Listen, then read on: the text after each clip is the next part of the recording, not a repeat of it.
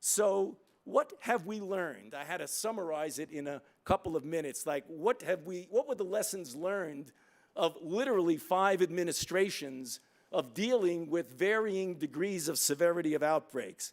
The first, we need better surveillance, and we have a global health security network that we've started that hopefully will get us to see things that happen before they become a pandemic. Remember, a pandemic is an outbreak before it becomes an epidemic, before it becomes a pandemic. And I think that's what we're going to deep dive in. How do you prevent that transition?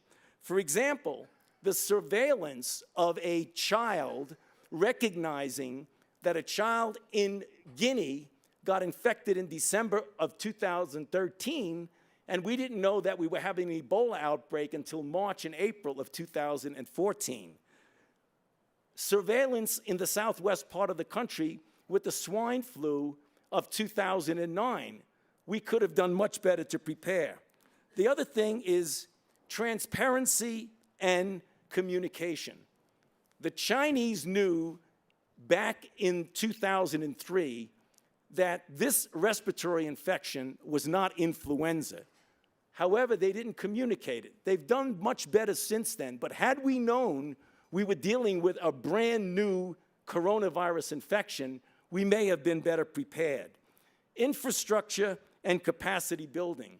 When we went into Liberia, what we did is we created an infrastructure so that they will be able to respond to the next epidemic. The infrastructure that is associated with PEPFAR is now preventing countries from actually getting a pandemic. In addition, there needs to be coordination and collaboration, and there needs to be the development of platform technology. It is very difficult to be chasing after possible pandemics as opposed to having in place the technology like vaccine platforms that can be easily adaptable. Okay, finally, what is next? We don't know. They asked me. Somebody raised their hand. I won't tell you who it was. So what is the next one that we're going to have? That's the whole point. You can't predict it. Is it yellow fever in Brazil that's now going to get into the Aedes aegypti mosquitoes and work its way up to other areas in the south, namely the Caribbean and Puerto Rico? We don't know. Are we going to have a Zika return? Is the H7N9 pre-pandemic going to turn into an explosion? It's a big unknown. But the one thing that we can be sure of, that we will continue to have emerging and re-emerging infections.